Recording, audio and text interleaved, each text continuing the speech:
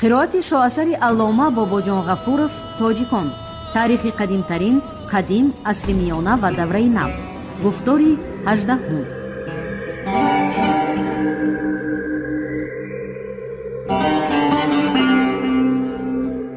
اثری تاجیکان شعله‌ای بود که به صحیفه‌های تاریک و فراموش گشته تاریخ ملتی تاجیک روشنی انداخته پدیده‌های خودشناسی و افتخار ملی را تکمیل داد. پرزیدنت جمهوری تاجیکستان امام علی رحمان.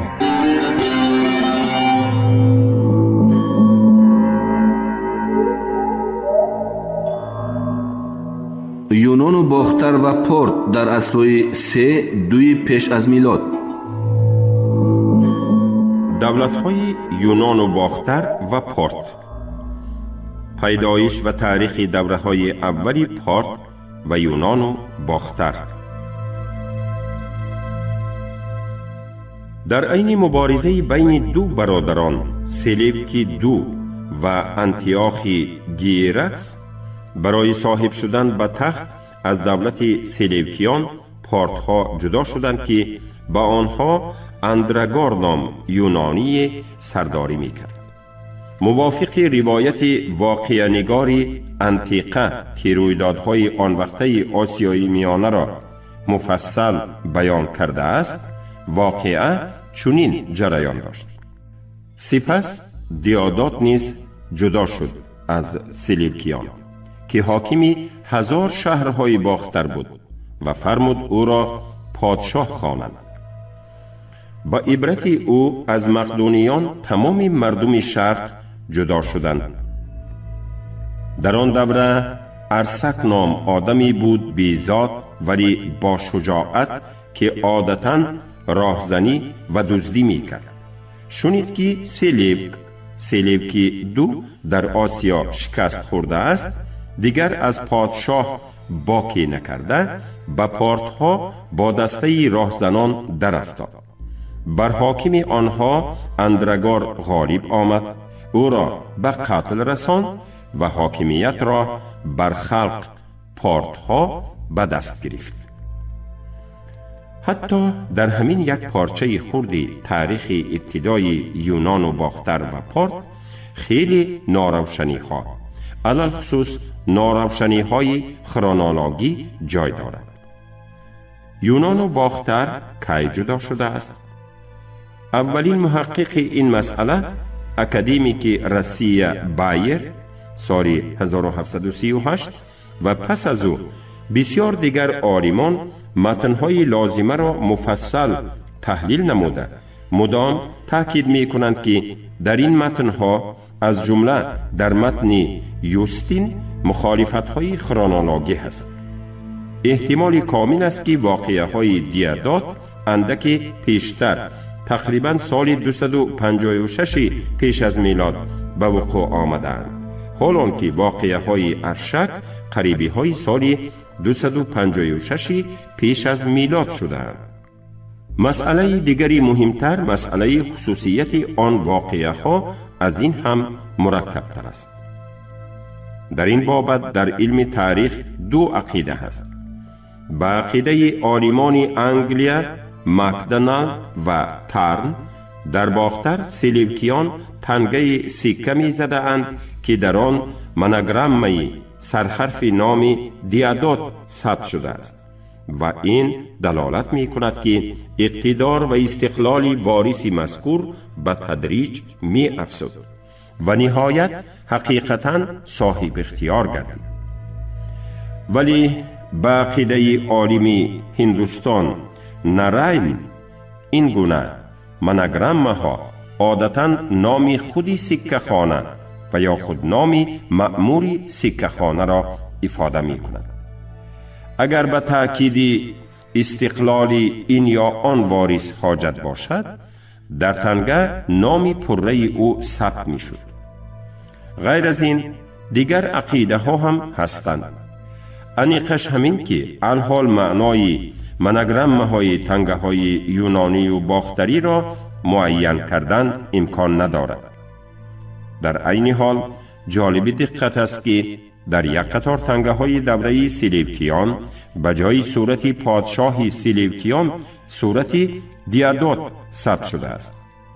راستی که بعضی تاریخچیان میگویند که این نه آن دیادات است بلکه پسری دیادات می باشد، ولی این دعوا اساس جدی ندارد. خلاصی گپ معلومات تنگه ها به عقیده مکدونالد و ترن اساس شده نمی تواند. غیر از این عقیده مذکور چنین روایت بی واسطه و انیقی یوستین را به اینابت نمی گیرد که دیادات از دولت سلوکیان جدا شده است، یعنی ضد دولت مرکزی شورش برداشته دولت خودش را تأسیس داده است. عقیده ما دایر به این مسئله که در سرچشمه ها نهایت ناچیز عکس یافته است در تاریخ خلق تاجیک سال 1955 ذکر شده است.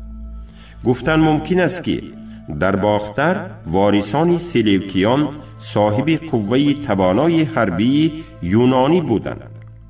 دیادات این قوه حربی و اعیان و اشراف یونانی شده محلی باختر و سوغد را که نیز از سلوکیان جدا شدن می‌خواستند استفاده برده و به آنها تکیه کرده سروری حرکتی شد که باعث از سلوکیان جدا شدن باختر گردید.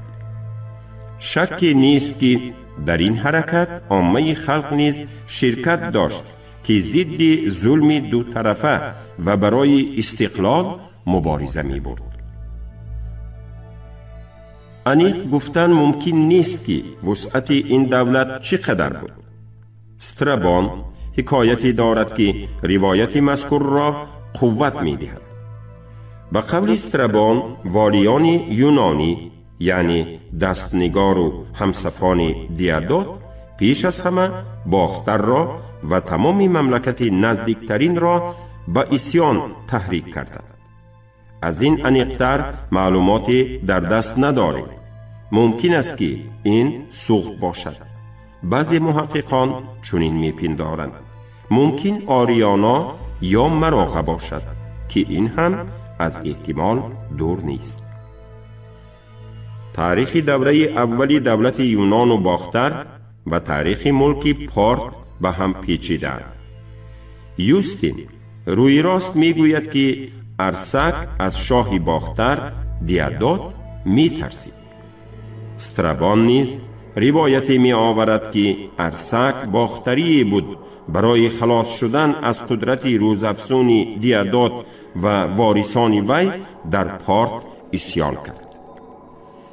بجای دیادات یک که از افتکار دیر حکم نرانده است، پسرش دیادات به سر حاکمیت آمد. سکه شناسان هیچ معین کرده نمی توانستند که تنگه های رسم دیادات داشتگی کدامش به دیادات یک تعلق دارد و کدامش به دیادات دو. از دیگر طرف چگونه پیدا شدن ملک پارت هم روشن نی. در مأخذهای انتیقه راجع به دوره های اولی تاریخی پارت سه عقیده هست. به قول دیپ وایس که مؤلف بهترین اثری تدقیقاتی تاریخ سیاسی پارت می باشد، به خود یونانیان قدیم حقیقت تاریخی این عقیده ها کاملا پوشیده بود. از افتکار در میانه های عصر 3 پیش از میلاد ساتراپ پارت خواسته است از سلوکیان جدا شود. در همین دوره از سلوکیان باختر جدا شده است. مأخذها روایت می کنند که در پارت حاکمیت را ارسک به دست گرفت. به قول استرابون اصل نسب وی از کوچمنچیان دخ یا خود پرندخ ها بوده است. بعضی ها عکس این را می گویند. گپش را ادامه می دهد استرابون و او را باختری می شمارند که برای خلاص شدن از قدرت روزافزون دیادات و وارثان وی در پارت اسیان کرد. یوستین خبر می دهد که ارسک شخصی بیزاد ولی با شجاعت بود. وی به ساتراپ پارت در افتاد، بر او غالب آمد و بر خلق پارت حکمران شد. عقیده سیوم که خیلی مفصل است به اریان تعلق دارد. دو برادر ارشک و تیریدات از ساترپ سلوکیان حقارت شنیدند. پس از این 5 شریک خود را به یاردم جیغ زده تحقیر کننده خود را کشتند و خلق را به شورش تحریک کردند. ما با دیپ وایس هم فکر هستیم، ولی بی مأخذ علاوگی مقرر کردن دشوار است که کدام از این عقیده ها درست می باشد. اول ارسک عاجز بود، زیرا مدام با آنهایی می جنگید که ملکشان را کشیده گرفته بود. دیری نگذشته ارسک هلاک شد. من بعد پادشاهان پارت اکثرا با نام اصلی خود نامبر نشده، بلکه ارسک ها، ارشک ها و خودی سلاله ارشکیان نامیده شده است که در سرچشمه های شرقی بیشتر با نام اشکانیان مشهور است. پس از وفات اساسگزاری سلاله، ارشک برادری وی تیریدات به سر حاکمیت آمد. دیری نگذشته ارسک یعنی تیریداتی یک ملکی گیرکان را نیز تسخیر کرد. به همین طرز ارسک بر 2 دولت سرور شده لشکری بزرگی جمع آورد، زیرا هم از سلیق و هم از شاه باختر دیادات بیم داشت. در عین حال همین خیلی مهم است که هر 2 دولت نوبنیاد با هم مخالفت می ورزیدند. از افتکار سراول هر یکی آن ادعا داشت که در آسیای میانه حکمران شود. حاکمان پارت در اول از دیادات یک به درجه می هراسیدند که از سلوکیان اینقدر هراس نداشتند، ولی بعد مرگ دیادات یک کار رنگ دیگر گرفت. از افتکار نیت‌های تجاوزکارانه سلوکیان که به هر 2 دولت صاحب اختیاری آسیای میانه تهدید می کردند در بابت دیگر گشتن مناسبت پارت و یونان و باختر سبب اساسی شده. بعد مرگ دیادات یک پسرش دیادات 2 با پارت معاهده صلح بست. گپ در این که پادشاه سلوکیان سلوک 2 به شرق لشکر کشید تا ناحیه های آسیای میانه را باز به ملک خود همراه کند، ولی این دفعه دندانش نگذشت. پارت ها که عقبگاه خود را مستحکم کرده بودند حمله سلوکیان را رد نمودند. راستیگر اول تیریدات یک مجبور شد به ملک اپسیک های کوچمنچی که در شمال پارت میزیستند عقب نشیند، ولی بعد برگشت و سلوک 2 را تار و مار کرد. در بالا ما گفتیم که اتفاق پارت و یونان و باختر در بابت سیاست خارجی چی مقصد داشت. احتمال دیادات 2 معاهده مذکور را برای همین بسته باشد که میخواست در ساحه سیاست داخلی هم موقع خود را پایدار نماید، زیرا وضعیت در داخل ملک وی آنقدر هم تعریفی نبود. دشمن دیادات 2 یوتیدیم نام یونانی آسیای صغیر که به دفعه تبدلات به سر حاکمیت آمد بیش از پیش مقامی نمایان را صاحب می شد. تخمین می کنند که وی برادری دیادات است، ولی این از احتمال دور می باشد. چون این تخمین به حقیقت نزدیکتر است که وی پیش از تبدلات در دولت یونان و باختر منصب بلندی داشت، ولی چگونه منصب اینش معلوم نیست. بعضی ها می گویند که وی ساترپ سوخت بود، دیگران ساترپ آریانا یا مراغه می گویند، ولی همه این ادعا یگان اساس جدی ندارد. پلیبی با زبان خودی یوتیدیم چنین می گوید: نه من اول ضد پادشاه خستم، برعکس حکمرانی باختر برای همین شدم که اولاد چند خائن را قیر کردم. از این می براید که یوتیدیم اولاد دیادات 1 یعنی خود دیادات 2 و بچگان او را و احتمال اولاد دیگر همسفان دیادات یک را نابود کرده است. ترن مطمئن است که تبدلات یفتیدیم را خلق دستگیری میکرد، زیرا اتفاق دیادات دو با پارت به یونانیان باختر معقول نبود و یفتیدیم به منفیت سلوکیان عمل میکرد. ترن در اساس چنین تخمین سخن میراند که زنی یفتیدیم دختری ملکه سلوکیان بود و به این سبب خود را خویش و اقربای سلوکیان می شمرد، ولی همه این تخمین های بی اساس است. درباره جهت های حقیقی واقعه های من بعده عهد یفتیدیم معلومات نهایت کم است. تخمین کردن ممکن که وی دیادات دو را کشت و با خود همین یک کردارش مناسبت را با پارت تیز و تند کرد. از احتمال دور نیست که این مناسبت تیز و تند باعث زد و خوردهای مسلحانه هم گردید، چطوری که از بیان من بعد روشن می شود. در عهد یفتیدیم دولت یونان و باختر در غرب آریانا، مراغه و احتمال اسپیان و توریو را الکی در بر می گرفت. به همین طریق یفتیدیم در آسیای میانه ملک زیادی را صاحب شد. مرکز این ملک همانا باختر بود و به هیئت آن سوخت و ممکن است بعضی ناحیه های همسایه داخل می شدند.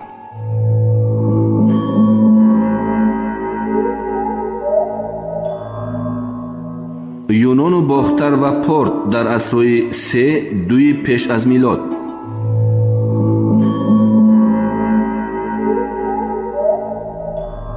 مبارزه ضد استیلاکاری سلوکیان.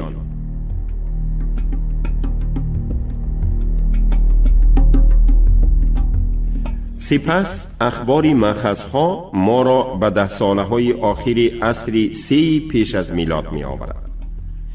در این مابین پارت دولت مقتدر گردید. برای مستحکم کردن حاکمیت خود اشکانیان برابر قوه یراق اینچنین اسلحه ایدئولوژی را هم کار می فرمودند. در تنگه های آنها در پهلوی نام پادشاه عنوانی تیاس یعنی خدا پیدا شد که این دلیل برابر خدا بالا برداشتن شاه می باشد و این یکی از خصوصیت های ایدئولوژی سیاسی شرق قدیم است. ارشکی ها برای اثبات خداداد بودن حاکمیت خود هنگام تاجگذاری مراسمات آتش پرستی را استفاده می بردند که از آن قدیمترین عرف و عادت های ایرانی برمی آید. یکی از موضوعهای معمول رسمی روی تنگه های پارتی رسمی مردی است که در جای نشسته‌اش دستش را راست کرده کمان را داشته ایستاده است. عقیده ای هست که این گونه تصویر کردن کمان را باید یک نوع اینوستیتور شماری. دقت محققان اینچنین به همین جهتی مسئله نیز جلب کرده شد که موضوع رسمی روی تنگه های اشکانیان و رسمی روی ظرف های نقره که از قرغان دوره سکیف ها در مجرای میانه دان در نزدیکی ورانش یافت شد به همدیگر خیلی شباهت دارند. اگر توضیح به قریبی پیشنهاد شده رسمی روی آن ظرف ها را قبول کرده اعتراف نماییم که آن رسم تصویری روایت سکیفی پیدایش سکیف ها و شاهان آنها می باشد و در عین حال اینچنین منظره اینوستیتور را هم انعکاس می نماید، پس گفتن ممکن که شباهت آن دو رسم اثبات واضح رسمی روی تنگه های پارتی می باشد. زیاده از این اگر چنین معلومات مورخان انطقه را به نظر گیریم که اشکانیان خود از شمال و کوچمنچی بودند، پس شاید چنین ادعا هم کرده توانیم که هم در ظرف سکیفی و هم در تنگه اشکانی همان یک چیز تصویر شده است. تیریداد حدود پارت را وسعت داده به آن چند ناحیه های ایران را همراه کرد، چند قلعه ساخت، شماره لشکری خود را افزود، ولی تقریبا سال 211 بعد 37 سال حکمرانی وفات کرد. به تخت سلطنت پسرش ارطبان یک نشست. در این سالها موقع سلجوقیان باز مستحکم شد. پادشاه سلجوقیان انتیاخیسی کوشید که حکم خود را به تمام ملک‌های پیشینه شرقی سلجوقیان جاری نماید. علل خصوص که تیریداد بر این لشکرکشی با تجربه کاردان کیها فوتیده بود. موافق معلومات ظاهراً مبالغه آمیز یوستین، انتیاخیسی با لشکری سیرشمار 100,000 پیاده و 20,000 سواره به یورش برآمد. پارتها مردانه مقابلت می کردند، ولی دشمن زور بود و آنها مجبوراً عقب نشستند. آنها یک قسم خاک خود را از دست دادند و مجبور شدند که درباره اتفاق با سلجوقیان معاهده بندند. راه به خاک دولت یونان و باختر گشاده شد. رفت واقعه های من بعد را پلیبی به قلم داده است. دسته پیشگردی لشکری یفتیدیم که 10,000 سواره داشت به لب دریای اری هریرود آورده شد. وظیفه آنها همین بود که به عبور لشکری سلجوقیان مانع شوند. عبورگاه را روزانه دیدبانی می کردند و شبانه اندکی از دریا دورتر خیمه زده قرار می گرفتند و از افتکار در کنار دریا تنها پاسبانان را می گذاشتند. انتیاخیسی این را فهمیده در تاریکی شب نامعلوم لشکری خود را به کنار دریا آورد و قریبی های صبح قسم زیادی لشکری خود را از دریا گذراند. باختریان خبری جاسوسان خود را شنیده به طرف دریا تاختند. انتیاخیسی شخصا خودش در سر لشکر ایستاد. لشکری سواره باختریان به 3 گروه تقسیم شده به سر سلجوقیان فرو ریختند و از هر دو طرف آدم زیادی کشته شد. سرچشمه ها قید کردند که هجوم سوارگان باختری خیلی کرایی بود. پلیبی می نویسد که وقتی گروه دوم و سیوم لشکری باختریان به هجوم گذشت، سلجوقیان از این تضییق مدهش دشمن به تنگ آمدند. ولی انتیاخیسی لشکری احتیاطی خود را به کار انداخت و قسم اساسی لشکری باختریان دور ماند. در نتیجه لشکری سلجوقیان غالب آمد و تنها قسم ناچیزی سوارگان باختری که دشمن آنها را دنبالگیری می کرد تا به قوه اساسی لشکر رفته رسید که به آن خودی یفتیدیم سرداری می کرد. یفتیدیم مجبور شد که به طرف قلعه زری اسپه بکترم عقب نشیند و در پس دیوارهای مستحکم آن پناه برد. از آن متن تا زمان ما رسیده پلیبی یک پاره کلانش گم شده است. پس از آن انجام محاصره باختر تصویر شده است. بین دشمنان گفت و شنیدی دور و دراز آغاز یافت. یفتیدیم از جمله سازش کردن را برای همین هم خیلی ضرور می شمرد که در سرحد لشکری بیشماری کوچمچیان استاده است که برای هر دوی ما خوف دارند و اگر آن جاهلان از سرحد گذرند مملکت بیشک استیلا می شود.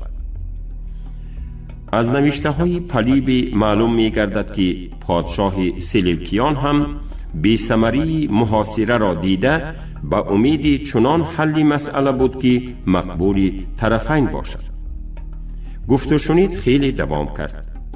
برای انجام آن یفتیدیم به قرارگاه انتیاخیسی پسرش دیمیتری را فرستاد. پادشاه انتیاخیسی او را خوش قبول کرد و دید که وی هم به صورت و هم به سیرت شایسته تخت و تاج است. بنابراین اولا وعده داد که یکی از دختران خود را به وی نکاح خواهد کرد و ثانیاً راضی شد که به عنوان پادشاهی پدرش کاردار نخواهد شد. دیگر شرطها در سازشنامه خطی درج یافته اتفاق قسمی بسته شد. انتیاخ برای راه توشه فراوان برداشته و فیلهای جنگی یوتیدیم را با خود گرفته از قرارگاهش خیست. درباره دیگر شرطهای سازشنامه معلومات عمیقی در دست نداریم.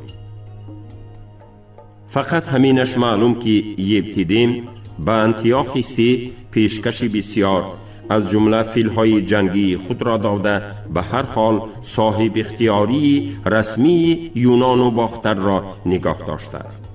همه این با شرافت جسارت و مردانگی محافظان باختر به دست آمد، زیرا محاصره شدید هم امید آنها را از غلبه کندن نتوانست.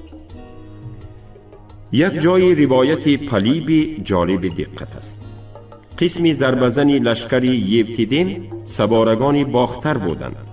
خود همان 10,000 اسکران سواره بودند که اولین ضربه لشکری سلیوکیان را رد کردند و قریب بود که خود به هجوم گذشته غالب آید. به عقیده تر سبب بسیار بودن اسکران سواره باختر همین که به طفیل کدام یک تدبیرهای سیاسی یوتیدیم اعیان و اشراف باختر به کارهای اداره دولت جلب شده بودند. وگرنه حتی تصور امکان ندارد که به سوارگان باختر چنین سفارش مهم را دادن ممکن بود. زیاده از این، اگر اقرار نکنیم که اعیان و اشراف باختر به دفع حمله سلیوکیان حقیقتاً میل داشتند، ما شرح دادن نمی توانیم که چرا آنها در جنگ این گونه عمل کردند. انتیاخ سی از محاصره باختر دست کشیده رو به جنوب رفت و از هندوکوش گذشته به هندوستان در آمد و در آنجا با پادشاه هندوها سفگسین طرح دوستی بست. پلیبی نام یکی از شاهان سلاله مارویان سبهگانسان را چنین به قلم داده است. انتیاخ سی راه هندوستان را پیش گرفته کوشش داشت یک قسم خاک دولت مارویان را که در آن وقت خیلی سست شده بود تسخیر نماید، ولی این کوشش وی برار نگرفت. در عین حال وی با این حرکت خود به حاکمان یونان و باختر گویا اشاره کرد که من بعد کجاها را تسخیر کردن آنها ممکن است.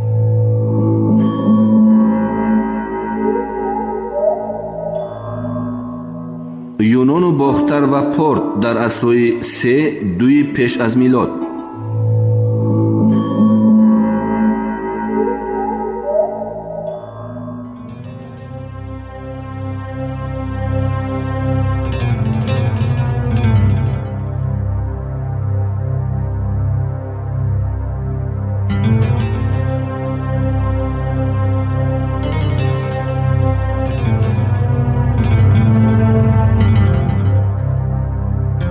شما گفتاری 18 را از کتاب علامه باباجان غفورов تاجیکان در قرائت عبدالرشید خوجمقولov شنیدید. کارگردان شیرعلی نغزلی.